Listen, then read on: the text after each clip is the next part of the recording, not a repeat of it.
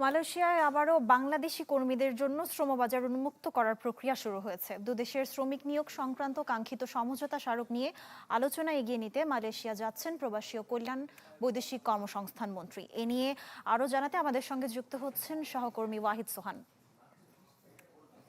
সোহান, সর্বশেষ কি তথ্য আছে এ বিষয়ে আপনার কাছে আমাদের জানাবেন?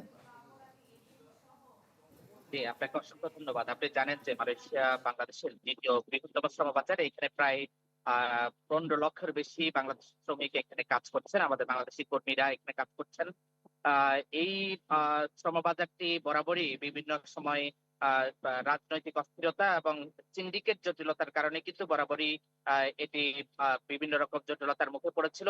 আ তারই ধারাবাহিকতায় ২০২২ সালে যে শ্রমবাজার উন্মুক্ত হয়েছে, ১ বছর ১.৫ বছর পার হতে না হতে আবারও কিন্তু এই শ্রমবাজার বন্ধ হয়ে যায়।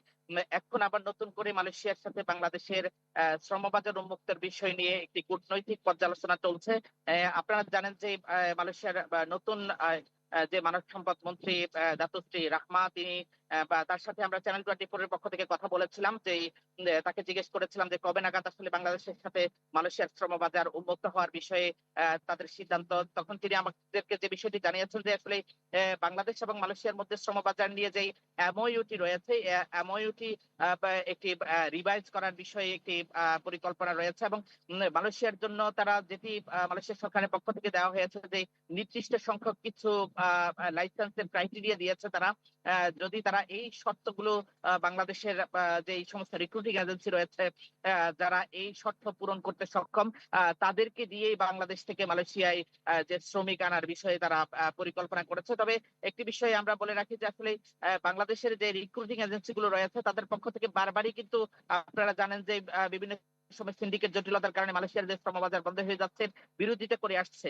কিন্তু এই মালয়েশিয়ার মানব সম্পদ মন্ত্রণালয়ের পক্ষ থেকে এই যেই দিক নির্দেশনা দেওয়া হয়েছে, এই দিক নির্দেশনার মাধ্যমে আমরা যতটুকু বুঝতে পারছি যে আবারও কিন্তু নির্দিষ্ট কিছু সংখ্যক লাইসেন্সকে কিন্তু এখানে মালয়েশিয়াতে কাজ করার জন্য তারা অগ্রাধিকার দিচ্ছে বা দেওয়ার প্রক্রিয়া শুরু হয়েছে। তবে আমরা যতটুকু জানতে পেরেছি যে বাংলাদেশের যে প্রবাসী কল্যাণ ও বৈদেশিক কর্মসংস্থান মন্ত্রী, তিনি মালয়েশিয়া সফরে আসছেন খুব শীঘ্রই এবং মালয়েশিয়া বাংলাদেশ হাই কমিশনের পক্ষ থেকে আমরা যতটুকু জানার সুযোগ হয়েছে যে ইতিমধ্যে কূটনৈতিক প্রচেষ্টা অব্যাহত রয়েছে যাতে যেকোনো মূল্যে বাংলাদেশে থাকা বা শ্রমিক মালয়েশিয়াতে প্রেরণ করার জন্য তারা মালয়েশিয়ার শ্রমবাজারকে উন্মুক্ত করতে চায়। এই প্রক্রিয়াটি যতটা সুন্দর এবং স্বচ্ছ করা যায় সেই বিষয় নিয়ে দুই দেশের মধ্যে কূটনৈতিক প্রচেষ্টা অব্যাহত রয়েছে। তবে আবারও কিন্তু মালয়েশিয়ার শ্রমবাজারে যদি বা শ্রমবাজার বিশেষজ্ঞরা যেটি আশঙ্কা করছেন, যদি নির্দিষ্ট কিছু সংখ্যক যে লাইসেন্সকে যদি এখানে কাজ করতে দেওয়া হয় বা সিন্ডিকেট বা মনোপলি ব্যবসা করার সুযোগ দেওয়া হয়, তাহলে কিন্তু মালয়েশিয়ার শ্রমবাজার কিন্তু স্থায়ী হবে না। আমি আপনাকে বলে রাখি যে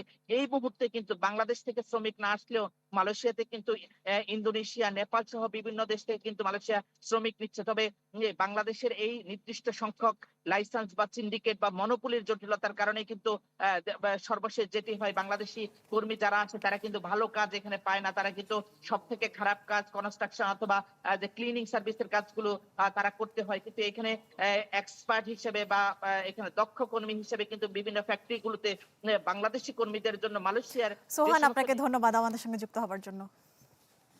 দর্শক, মালয়েশিয়া থেকে আমাদের সঙ্গে যুক্ত হয়েছিলেন সহকর্মী ওয়াহিদ সোহান।